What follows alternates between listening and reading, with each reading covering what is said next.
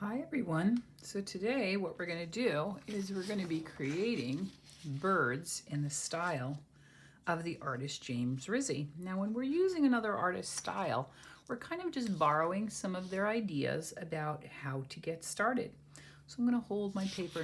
Initially I had it like this. We call this landscape mode. That gives us more room for things to go across.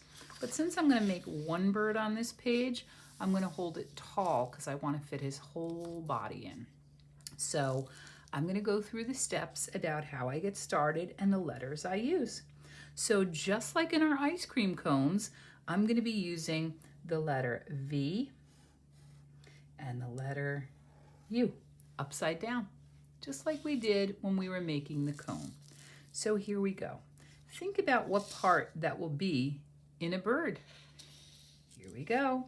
Now my V here is going to be smaller than my ice cream cone because it's going to be a part of my bird. So here I'm going to make my V about that big because I want to leave room for other parts of my bird. So my U, I'm going to make it a little bit bigger than my ice cream cone one. It's going to go just past the V. So a little bit bigger, almost like it's going to eat up the V. And then I'm just going to join it here, and I'm going to join it here, kind of like we did in the ice cream cone. Now I'm going to think about a big letter U. Here goes U, just like that. And that U is going to be the body of my bird. Now I could make another V here for the rest of his body, or I could use another U if I want his feathers to look softer. I'll try a V first here. There we go. And now I made my tail for my bird. So next thing I want to do is I want to use the letter O. O. I'm going to make a tiny O. O. Oh, so many O's. Lots of these round shapes. Can you see my bird happening? I did one O with a little O inside, another O with a little O inside, and two tiny O's for the nostril on the bird.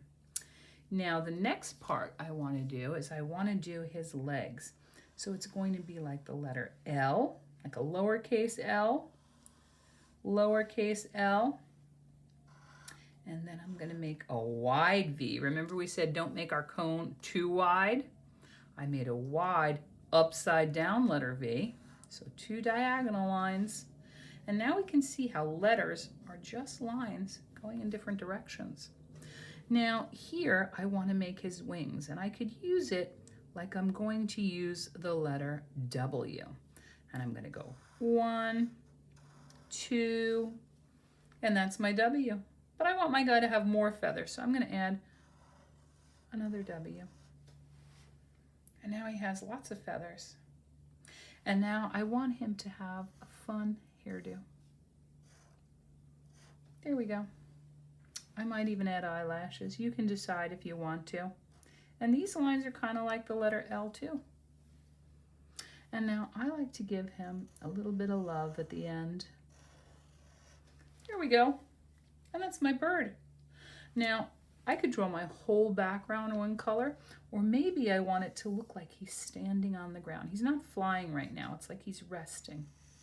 And he's resting in the grass. I like to pick up my marker when I go around his legs so I know where I want to stop, so it doesn't look like it's going through. So here we go. I could add other things in marker. Maybe I do want to draw sun. Maybe it's a sunny day. Maybe it's a sunshiny day and the sun is so happy his eyes are closed, but his smile is bright. There we go.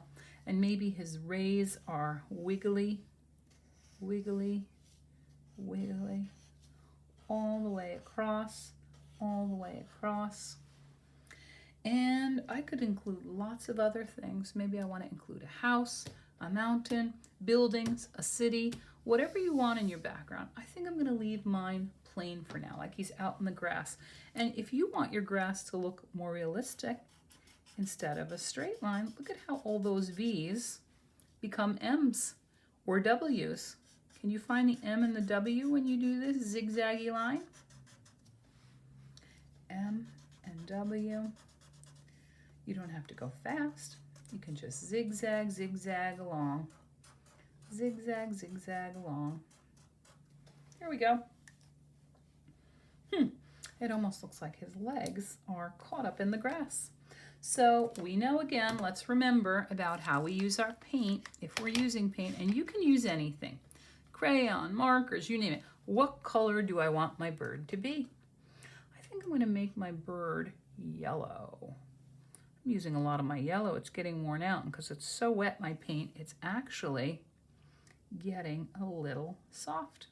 I'm going to go around the eyes because I don't want him to be all yellow, like his eyes are yellow, his hair is yellow, his legs are yellow, yellow, yellow, yellow. I want to make sure I make his eyes. I'm going to leave that white there. And you notice how before I said you use the flat part of your brush when you're coloring? So when I want to get into tight areas, I use the side of my brush like this. Side of my brush, just like that. In we go. Now I could keep coloring him yellow. I'm going to add a little more yellow. A little yellow here. And then I'm going to mix another color in. Now you can make him stripy. Birds are all kinds of colors, right? I'm going to get a little bit of orange and I'm going to blend it. Blend, blend, blend. Put the two colors together while they're wet. I kind of like how that looks. Gentle if I want to use the side of my brush to fill in those areas. Flat if I have a big area I want to fill in. I could even go back and add another color. Maybe my bird will be all warm colors and my background will be all cool. Oh, I used so much paint there. It actually looks kind of dark, which usually watercolors don't give us such a dark color, but since it happened, I am going to go with it. I don't want to waste any paint. So now I add a lot of water to my brush. I'm going to let the colors blend together.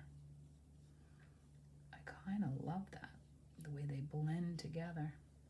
And now if I want to really make it a perfect blend, I'm just going to use water. Water, water, water, water. Clean my brush, a little more water. Ooh. Yes, yes. Sorry about that, guys. I'm going to do it again. Let's see if I can use the red dark for his heart. Sometimes when I'm painting, I like to color all of the background first and then do the inside second. But here, I did a little bit different because I don't want you to have to sit through watching me color my background completely. I want you to make sure you're not spending too much time on the screen. I know it hurts my eyes. And so once you know what to do, you don't need the screen on. You can just work quietly, turn the screen off, give your eyes a break. Nobody needs all that. I'm actually going to go outside a little bit so it can blend. Now's a good time to practice blending, but when we blend, we don't want to mix up all the colors in our paint set. We kind of want to make sure that our brushes are clean and we do the blending with the water. I don't think I want my yellow to blend too much with my blue, because what color will I get? I'll get green, and I don't want my sky too green. I'm going to just let it mix. And remember what I said, the flat of the brush helps you color an area quickly. Not that we're in a big rush, but look at how when I go slower and more carefully, I'm going to not get too close to my bird since I painted him first. I'm going to go near it, but not touch it because I want to leave. It's going to look like he's glowing a little bit by leaving that little bit of white around there.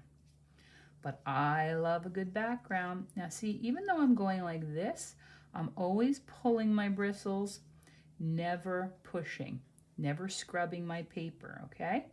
Make sure you remember, no scrubbing our paper. So I'm going to finish my sky with you, and then I'll do my grass on my own, and I'll show you my finished piece in the slideshow. So So if you're not sure, make sure you go back and check it out, okay? All right. Go a little quicker. Actually, I kind of like how it looks like this sky is bursting like that without completely finishing it. Do you like that effect? I kind of like that. And maybe I'll just add a little more blue here. But I'm going to leave some of it white. Like it's almost like it's so bright that it's shining and makes my paper look white. In you go. Got to get down there because that's still the sky. There we go. And now I want to make sure it looks like it's bursting this way too.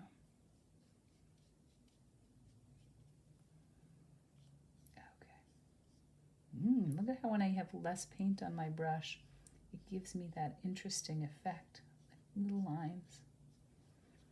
Okay, there we go. That's my background. I'm going to work on my ground. I'm probably going to go with a little mixture of green and yellow down here. So you decide. You can do that with crayons, colored pencils, markers, oil pastels, whatever you have around to color with. Have fun.